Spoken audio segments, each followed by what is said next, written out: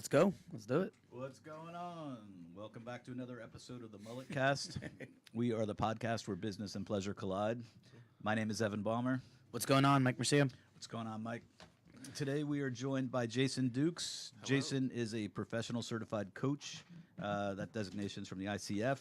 You can find Jason online at captains-chair.com, on Facebook at facebook.com/beyourcaptain, Twitter at Be Your Captain, and also check his YouTube channel at Be Your Captain. What's going on, Jason? I'm doing good. I'm sitting up here trying to share everything to make sure that everybody on out there in the world can follow me. That's not a good look, is it? Right? But like, here's our guest. He's currently self-promoting. Self-promoting, absolutely. What's going on? So, Jason, you are a professional certified coach. Yeah. How did you get into that? Wow, long story. All right, I'll be back in 20. I'll be back in 20 minutes. All right, so it's just you and me. Where's the camera? Just you and me. I'll just tell you the story of how this happened. I mean, long story short is I grew up in Passaic, New Jersey, so North Jersey. Right. African American, like never really did a good job of like fitting into the things that were set up for me to fit in. Like I was always pretty unique out there. Random guy. Right. Ended up working for NASCAR. Nice. Speaking of random. Right. I shouldn't say ended up doing it. Like that's what I really wanted to do. Mm-hmm. And all the jobs that I've had throughout my career, like I really worked really hard on developing people, and that's my strength. Like being unique and developing people and getting people to do their uniquely thing, Right. their unique thing in life, is what I'm good at. So. As time went on, my dad got sick. I moved back home, and this is like the completely abbreviated story piece of it. But dad got sick, moved back home, ended up teaching high school. I thought that was going to be my dream job because it's like, all right, I have a job now developing people. What were you teaching? Taught personal finance in high school. Oh, nice.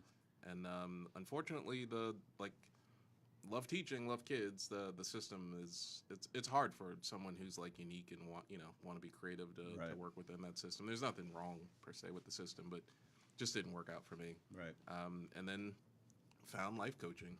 Went to a life coach training program about 5 years ago and created my company, and I've been doing it ever since. So Right. yeah. And what made you go to the life coach program? Did you meet a coach? Yeah. I went to somewhere throughout that long life thing. I went to a Tony Robbins seminar. Nice. And I saw Tony speaking, and like it was one of those immediate like left brain, right brain things where like I was having an implosion in the moment because half of my body was like, that's exactly what you should be doing. And the other half of my body was like, but you're stupid. You can't do that. Like Right. look Yeah. at him. Like he's got big hands and stuff like and Right. like all that stuff. So that was the moment where I knew something was, and for everybody out there they're watching, like when you have that moment where you feel like your total half body, like out of body experience, it probably means something. It probably means you're onto something. Right. And so I had that there and completely I didn't know what to do with it. A couple of years later, I met a lady, Laura Fink or Laura Cabral, who was at a networking meeting, and she introduced herself and she's like, I'm a life coach. And I'm like, oh my God, no! What do you do? And she basically told me what she did, and it was like, oh my God, that's exactly what I want to do. And then I had like one of those like life moments where half my body was like, dude, Right. do that now, and the other half of my body was like, you can't do that. That makes no sense. And either way, it took me like a year or two to get back in contact with her, just to ask her about like how she did it, what she did. She told me that she went through a life coach training program called Accomplishment Coaching. I took the program and this is what happened. Right. Nice. So did you just drop teaching entirely and then get right to it, or was there an extended transition period? It was extended transition period, yeah, Okay. of about 6 months. Okay. Yeah. Well, actually, probably about a year and a half, really, a year and 6 months. So 6 months after I completed the program, it was a 1 year training program. So 6 months after I completed that, I left teaching and went and created the company full time. Awesome. Yeah. So aside from that, the doubt that you had, you said half your brain was like blown away by Tony Robbins, the other half you were like, you can't do this. What were you blown away by? Like, why were you so drawn to the aspect of coaching? It was just what I've always been doing. always helping people look within themselves to figure out who they are as their true self and what they can create once they, got rid of all the stories that they have in their mind. Right.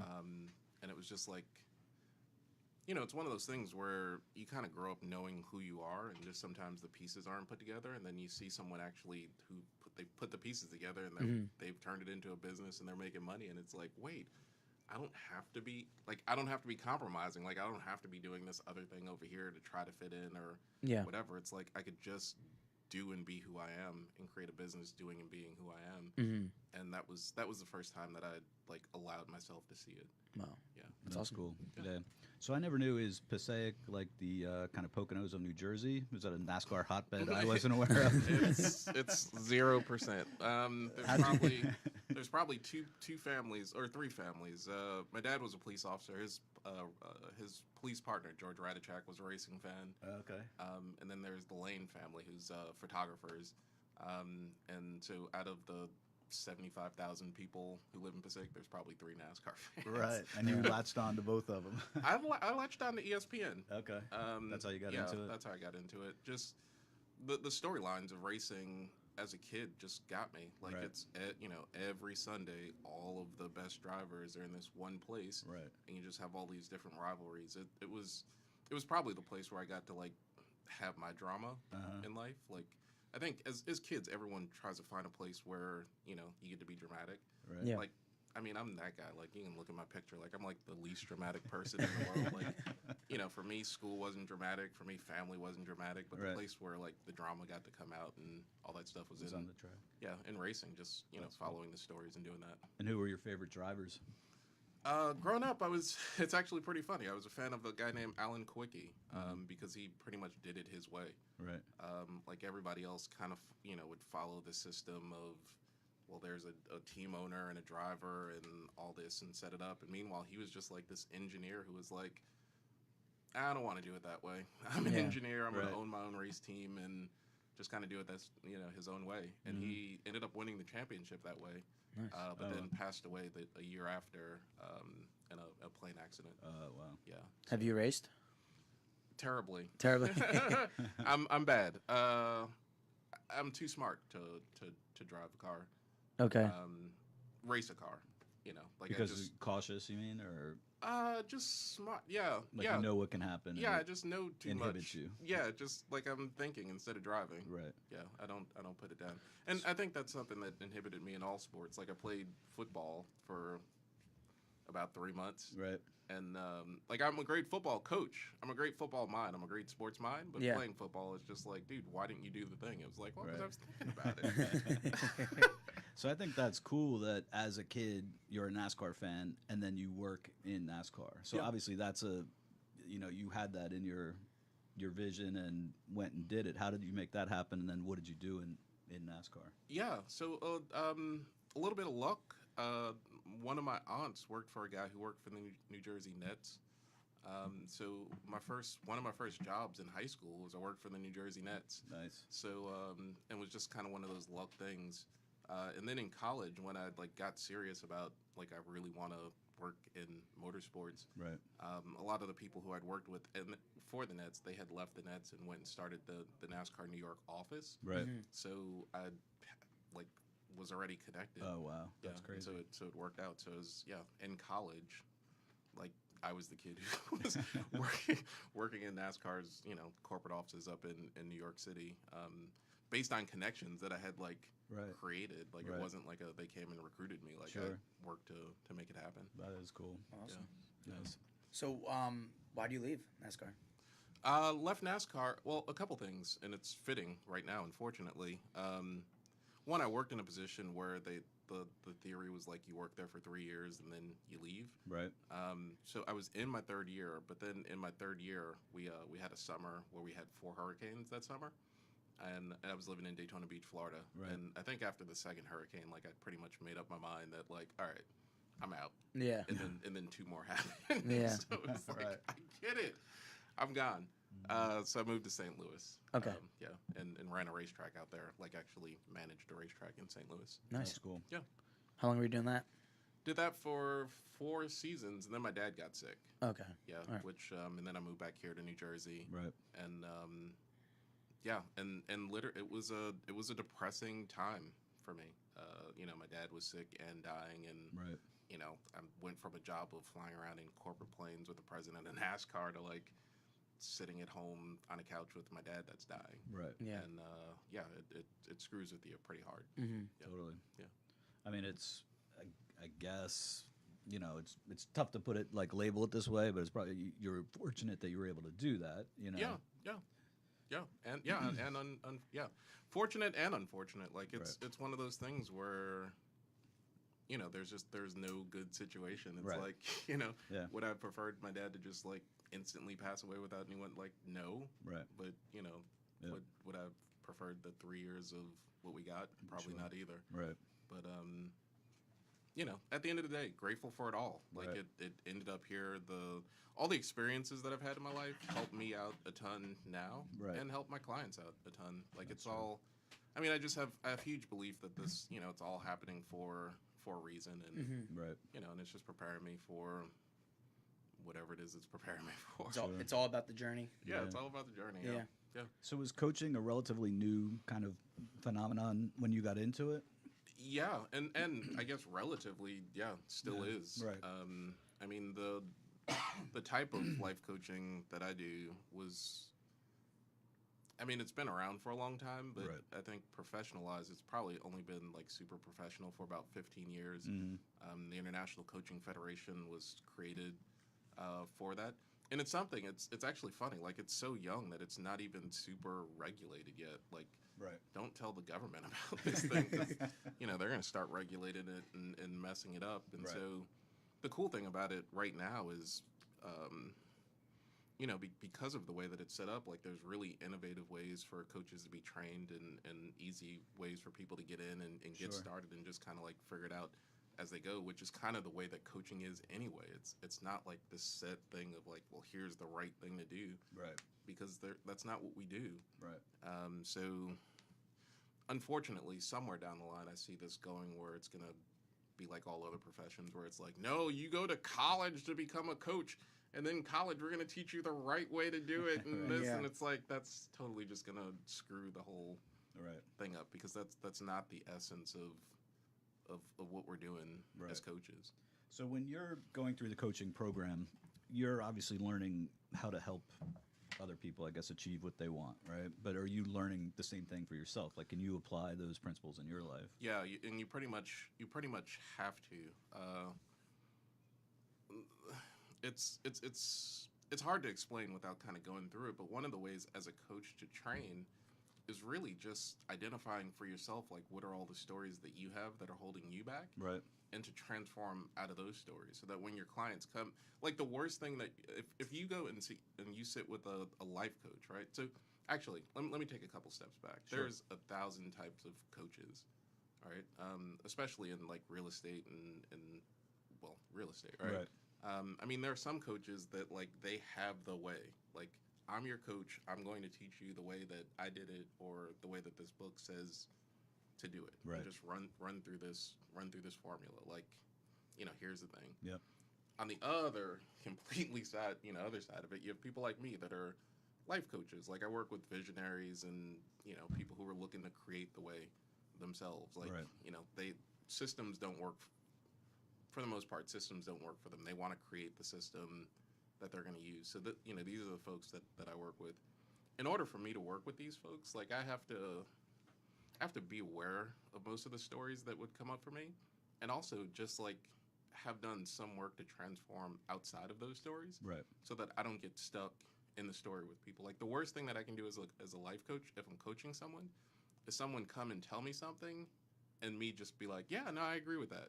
Right. Like, I can't do that. That's not my job. Like, if I agree with something, it just means it's some story that I didn't do work on myself. Or, if one of my clients is telling me something that I need, that it's my job to reflect back to them, but I either can't see it because it's also my stuff, or I'm unwilling to reflect it just because I have some emotion or something about it, Right. then I'm not doing my job. So, Right. a lot of coach training is around getting people to know what their stories are, and getting people to be able to reflect it and just reflect it as the same as a mirror would. Like, you know, I can't reflect it and like want you to get what I'm getting. Right. I can't reflect it and be, you know, a crying emotional mess about it. I just have to be able to reflect it. Right. Does that procedure, you know, apply to all professions and all people? Yeah, you know, we've spoken about your coaching, and you have professionals in marketing to advertising to real estate. Yeah. Does that strategy work for everyone, or does it get mixed up a little bit? Well, yeah, and I think it's I typically work with between like 13 to 20 people at a time, and so I typically have about 13 to 20 different ways of coaching people when I coach, because it's all based on what they need, what they're working on, and who they need me to be in the relationship. So,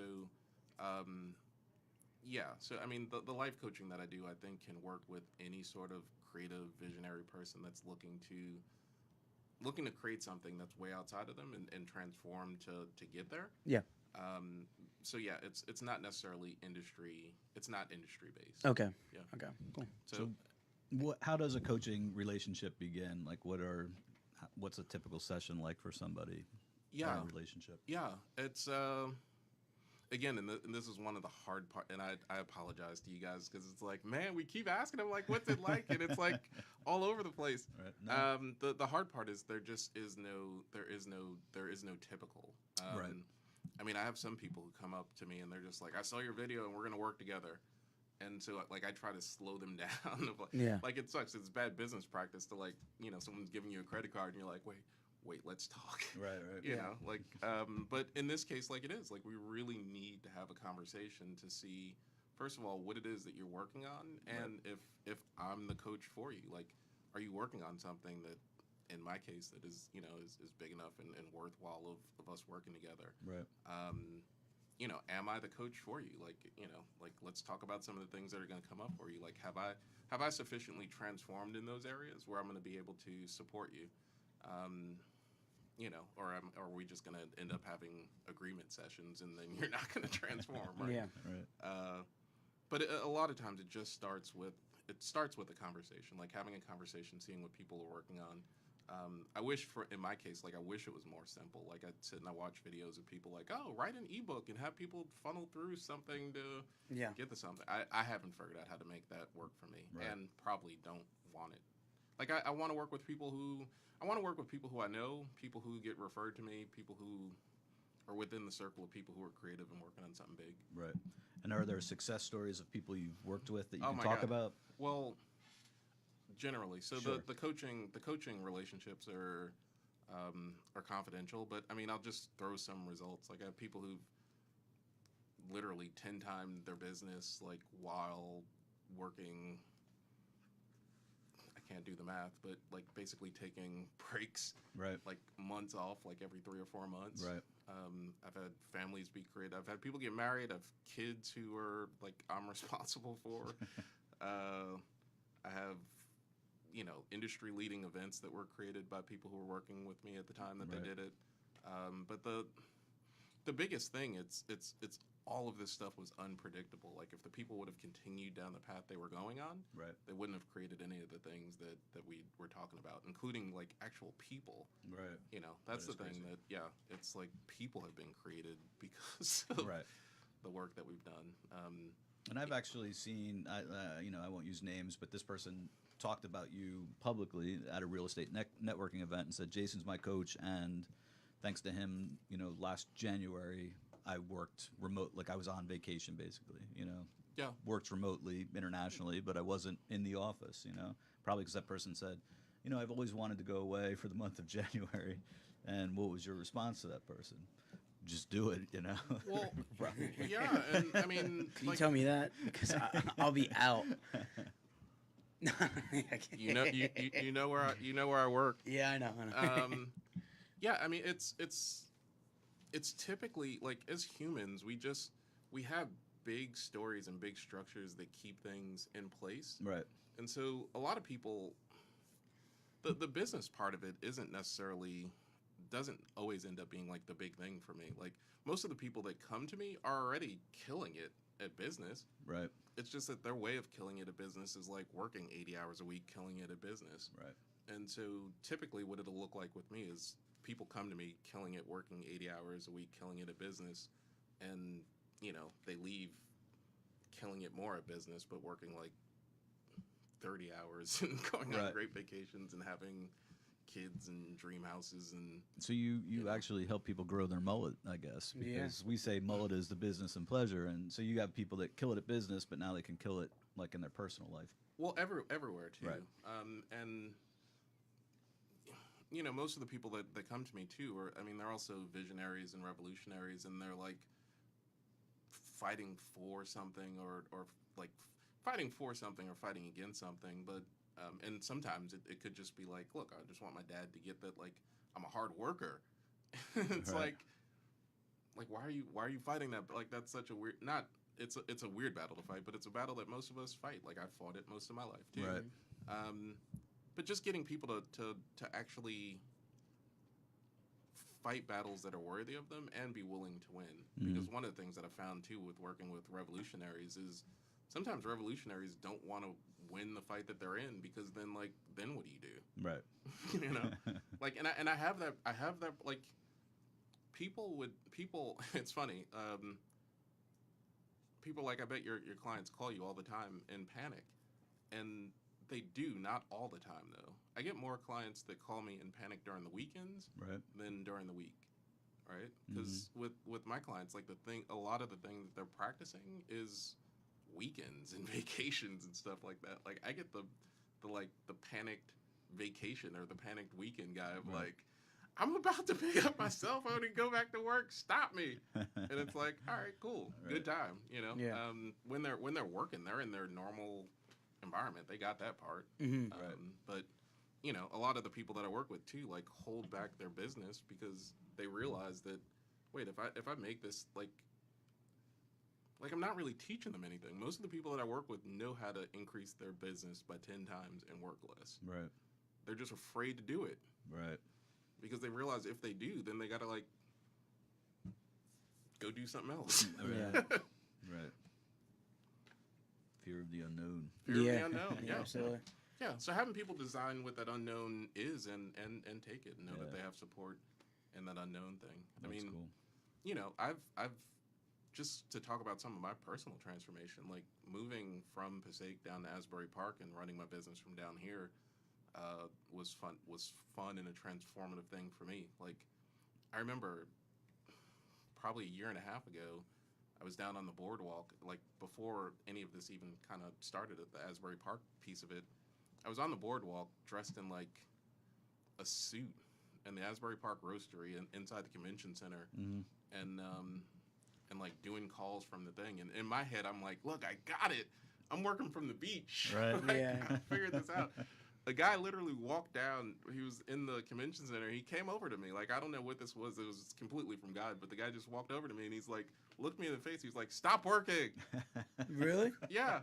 And I'm like, That's awesome. and I'm looking around. I'm like, but other people are working too. And it's like, wait, I'm killing this guy's vibe because I'm like dressed in a suit Right. on the boardwalk. Yeah. You know, and so, you know, I've transformed my business to the point where, you know, I've come in shorts and sandals Right. all summer long. Like, that's, I love that. I mean, Yeah. the first thing I said, asked if I had sarcastically, if I had a board meeting today, because I'm wearing a hat and a t-shirt.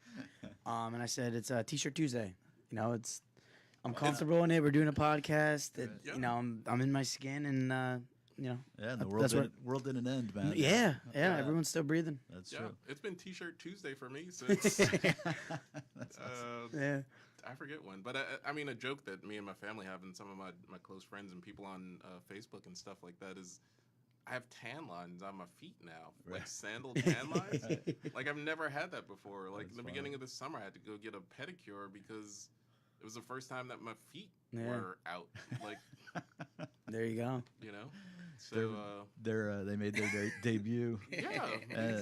Speaking of debuts, you are also the lead singer and guitarist in Bob's Bucket List. Bob's Bucket List. I saw it on Facebook. I Crazy watched. new band. on the Yeah. It's scene. awesome.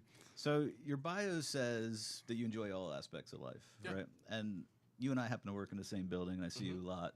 And one day you're like, and I apologize for that because I happen to be the where's the camera? I'm the worst neighbor. I come in well two things. One, I either offer nothing or offer unhealthy. So poor Evan, either I'm there to offer nothing and just ask him for his coffee, or I'm offering donuts. Oh no.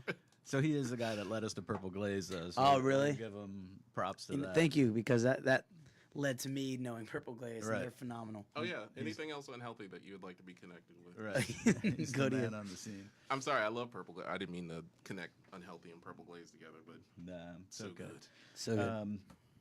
But so, I saw you one day and you're like, I'm going to this new band thing. And I was like, dude, I'm in that. I'm there. Like, I'm in the new band thing. And so literally, I don't even know what is it. Is it 2 months ago now? Yeah. So 2 months ago, you could not play guitar. You sang some karaoke, but you never like sang with a band kind of thing. Yeah. And now you've already performed at Langosta Lounge. You can play guitar and you're singing in a band called Bob's Bucket List. So that's a pretty crazy transformation. Yeah. Yeah, it is. And it's transformation. And for me, like, there's a storyline behind it. Like, it was on purpose. Like, I found myself in our so, I mean, a lot of times people set up structures for themselves that sometimes become the problem. Right. So, I mean, Evan and I, we have, like, really cool office space in this great place that it's, like, it's fun to hang out with and all that stuff. And so, but that structure actually became a little bit of the problem because it was, like, middle of the summer and I'm 6 o'clock 7 o'clock or whatever, like hanging out in this cool place to hang out, but it's like time, Jason, that's where you work though. Right. like you gotta, and I don't have a family to, like, there's no reason why I have to leave work at like 5 Right. o'clock to it's like I'm already in this cool place, let me hang out. And it was like, no, like I actually needed to find something that like started at 5:30 Right. just so that I had to like leave the office and go do something. Right. So working with my coach, it was like, well, what are some things that you can do? And I kind of like planned all the days out. Like Monday, here's what I'll do. Tuesdays, here's what I'll do. And one of the things was, go down to the Lake House Music Academy and sign up for music lessons. Right. And then I did, and I went to share the news with Evan, and Evan's like, yeah, me too. That's awesome. But it was one of those things where it literally was just an on purpose thing of I need to be responsible about my schedule to make sure that I'm not doing one of the things that I'm, working with my clients to do, of not just Right. either working or being at work all Yeah. the time. Like, even though my work environment is the cool, greatest place to be, Right. it's also work, and I need to leave and set some sort of a structure to get out of there. Totally. Yeah, I mean, I think it's cool. Like, it's one of those things. For me, like, one of the reasons I worked in the music business was because I failed at playing every instrument in my life, and I loved music, right? Yeah. So, in the back of my mind, I was like, I'll never be a musician, right? I probably still will never be a quality musician. That's a different thing. But so I worked all those years kind of behind the scenes in music and on the business aspect of things, thinking I would never literally be on a stage, But then you just go do something, and like Albie from Lake House, he's like, if you show up to this thing, he's like, you'll leave playing one song, and I'm like, no way, No man. way, yeah, that's yeah. impossible. We left playing 2 songs. Like first night, a bunch of people that had, there was a woman that had never played drums, and she's the drummer now in Bob's Bucket List. Jenna. I saw her sit That's down. awesome. She's like, I wanted to play. I wanted to play my whole life. I've never done it for whatever reason. She decided now's the time. She showed up and she was like jamming by the end of the night. And Yeah. she's a really good drummer. Like Yeah. it's crazy. Like I watch her and I'm blown away. So Yeah. it is cool what people can do when they just kind of, I guess, to steal your phrase, like kind of get rid of their stories and just go do something. Just right? do it. Yeah. That school is amazing. And I mean, I appreciate what we were able to do for other people too. Like I didn't even invite people. I put on Facebook that I'm in a band and we're going to be playing at Langosta, and I was surprised by how many people were like, okay, good, I'm Right. coming. Like I don't know, you go through these moments where you forget that, one, that people love you, and two, that people are just flat out inspired by the things that you do that you don't even, like this literally was a structure for me to leave work. Right. Like that was my intention, Yeah. to leave work. And it's like, and now we're playing at Langosta, and there's probably like 20 of my friends there who are all inspired. They're like, dude, you didn't know how to hold a guitar. Right. Even the night, the night of, I had my guitar on backwards, the strap, Right. because I'd only put the guitar, I'd only strap. You know, like all the times we've been rehearsing, if I was playing the guitar, I was sitting down. So right. that was probably only the third or fourth time that I actually like strapped my guitar around me. And it was That's all awesome. backwards That's and funny. stuff like that. That was cool. Are you gonna have another show soon, or October 5th, 6th, or 7th, and they don't tell us what day. yeah? But yeah, come out. I mean, you're gonna see a band that's been together for 2.5 months. Like it's Yeah.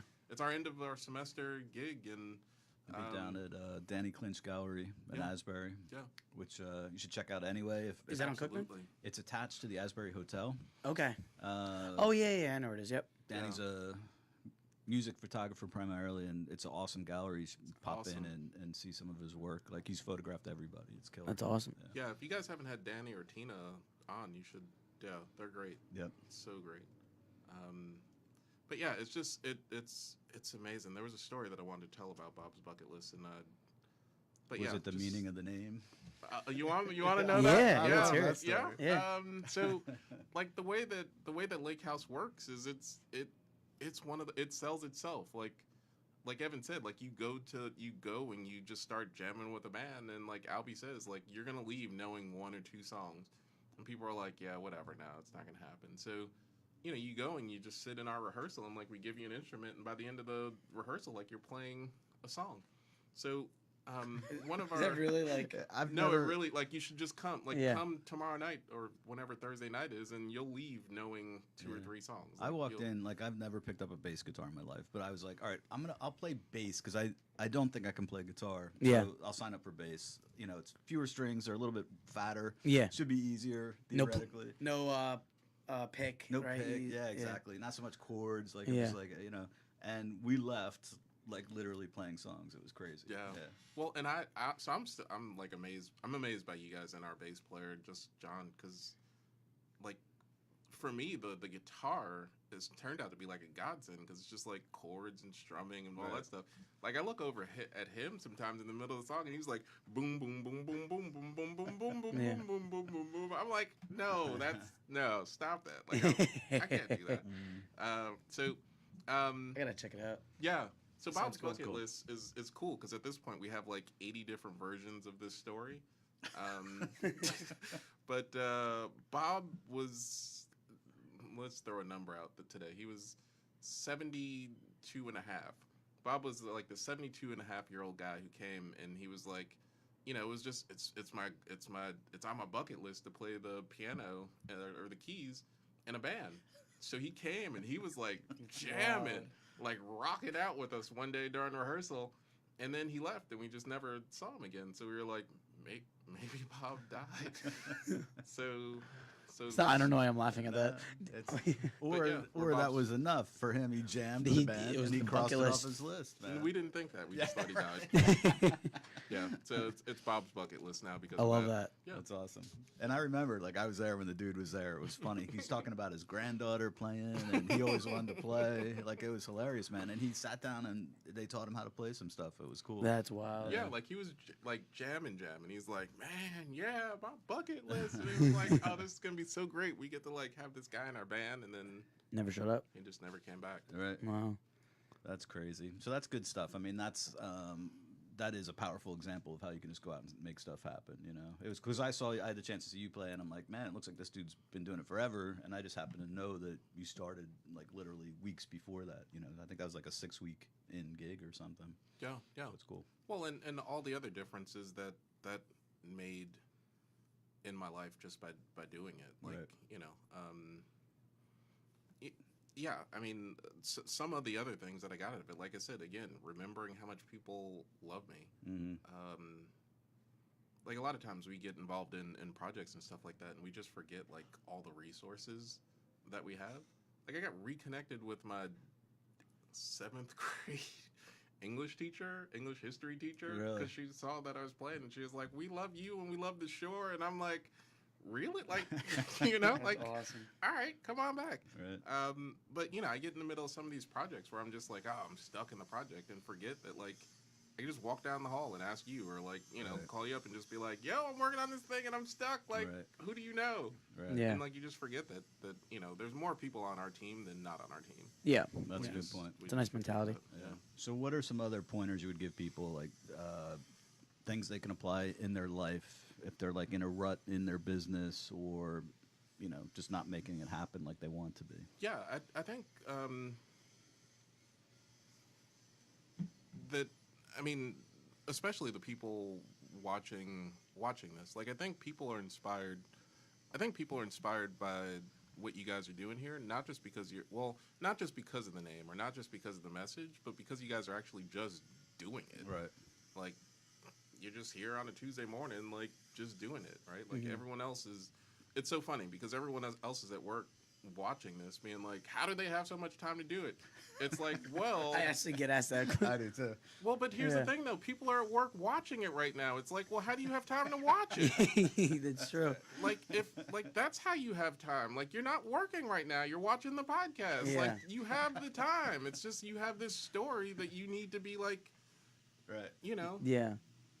I've got to be at my desk. I gotta be at my desk, looking busy, looking like I'm doing stuff, and that's That's right. that's the way that, you know, that's the way that our environment works. Like, thank God we're out of that industrial revolution of that, because Right. like, I just wouldn't have worked in that environment of like, go to your station and make it look like you're doing something. Like I'm not that guy. Like, Yeah. Right. I don't work that way. Like, you know, I like the setup that we have. Like, we're have offices and a workspace that's above a coffee shop and a bike shop, Right, and totally. Yeah. you know, come and go. That reminds me, there's a great Seinfeld of George Costanza. His theory is like, you just sit at your desk and look aggravated, like, oh, and like no one will bother you because you look like really like you're working intently, and he'd Yeah. just be at his desk like, you know, Yeah. That's great. Yeah, so busy and so into it. yeah. The thing that I would say for people is that you can produce whatever it is that you want to produce in this world, and Right. it really actually doesn't even have to be complicated. Like, you can produce it, and it doesn't have to take up all your time. Right. You can, you know, a lot of people will come to me and they'll say, "Well, I do this for money, and then I do this for pleasure," and it's like, stop, because you're telling the wrong person that. Because I've you know, almost to a fault. Like, Right. everything that I do for pleasure, like, I make money at. Like, I Mhm. love NASCAR, so I went and worked there. Like, I love the NBA, I went and worked there. Like, Right. I love teaching, I work there, and like, I love helping people. That's how I make my living. Right. You know, there's some limitations to that because, you know, sometimes I don't know when to turn it off and just like go on vacation and just enjoy something. But Right. you know, there doesn't have to be that huge of a separation. That people just make it up and then they believe it and then they actually make it true Right. and go out and live miserable lives. And like, I don't think we're sent here to live miserable lives. Like, I agree. you know, Right. That's cool. I definitely recommend people search out Jason. If someone wanted to contact you, what's the best way to get in touch with you? yeah, easy. Like, it's so simple. Like, my life is really simple. Like, if you Right. called me, I'd probably pick up. Right. Like, you know, call. The number is 618-795-4301. I'll, you know, put it up in all the chats.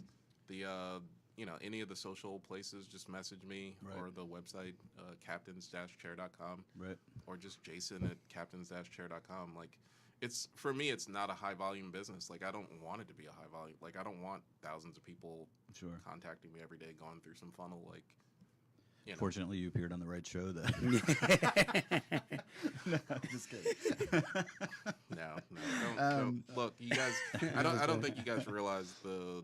I don't think you guys realize the impact that you guys are having on people. I appreciate it. Thank you. Yeah. Same with you, Ming. I'm sorry. Is Ming even the thing on Yeah, the show? Ming's Totally, here. man. Yeah, dude. Especially same with you, Ming. Like, this is. Ming's our visionary. He's the one that showed us, you know, we can make this happen Yeah. also. Yeah, this is cool. I'm really inspired. You know, I'm inspired by this. So yeah, and I don't think you guys get how much you are inspiring people. That's cool. So Thank you. open up your ears and your minds to hear it, because people are probably telling you. You just probably can't hear it. All right, totally. One thing we didn't really touch on, but real quickly I want to mention is that you do coach other coaches And you have Yeah. an open observation this Saturday, September 15th in New York. Yeah. What's the story with that? Yeah, so the company that I went through, Accomplishment Coaching, to become trained to be a coach. Right. Afterwards, like I stayed on and went back and worked with them and trained coaches through them. And so they have their coach training program is a year-long program, but they have an open observation this Saturday. It's actually the third Saturday of every month. Okay. But this Saturday you can come if you want to actually see the training that we put life coaches through. You can come. It's from 10 a.m. to 12:30 at the end as Wall Street. Cool. Again, if you need more information, just give me a call. You could also just go on their website, which is accomplishmentcoaching.com. Good deal. Cool. Yeah, thanks right. for saying that. Yeah, no problem. All right, Jason, thanks for coming in. course. We'll definitely do this again because that was awesome. Yeah. Good to have you on here. We appreciate Thanks. it. Once again, check out Jason, his YouTube channel, youtube.com/beyourcaptain, on Twitter @beyourcaptain, Facebook, obviously, and There's a message behind that too, guys. Continually say, "Be your captain, folks. Be your captain. You are the captain of your life. Be your captain." I think that might be the next Weezer cover. Like, I'm your captain. After Africa, they'll go into that next. That would be cool. There we go. All right, Jason at captains-chair.com. Once again, I'm Evan Balmer. You can find me on Instagram at Evan Balmer. Mike Mercia at Mortgage Guy Mike, and you can find the MulletCast at the MulletCast on Facebook. Awesome. Thank you so much. Thanks, Jason. Thank you, guys.